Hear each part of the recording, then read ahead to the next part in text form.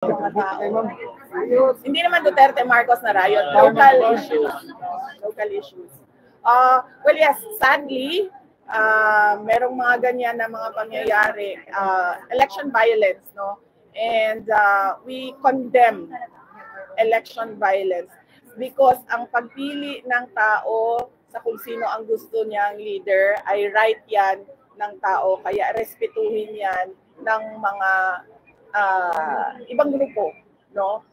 So we condemn election violence, and I hope that the Philippine National Police and the Armed Forces of the Philippines will do something about it para nagagawa ng mga tao yung kanilang right to vote at nare-respeto yung kanilang choice.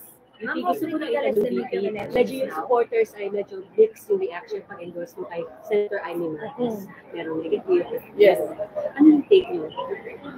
Naiintindihan ko, kaya nga sabi ko lagi, ang intro ko kay Senator Amy Marcos, hindi ako namimilit, nandyan siya as a candidate, as an option, dahil we are allowed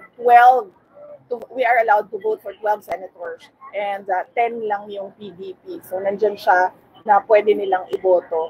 Ang pinagpapasalamat ko kay Senator Amy Marcos ay yung pagbukas niya noong investigation sa pagdukot dito sa ating bayan kay dating Pangulong Rodrigo Duterte. Dahil napakalaking tulong nun, records doon sa Senate hearing sa ginagawa na case noong legal defense ni dating Pangulong Rodrigo Duterte. So, on that point, sinasabi ko din sa kanya na kung pwede ba, ay huwag siyang tumigil sa investigation. Tumulong din siya sa pagpaparelease kay dating Pangulong Rodrigo Duterte at sa pagpapabalik kay President Duterte dito sa ating bayan. What will happen? What are you going to do if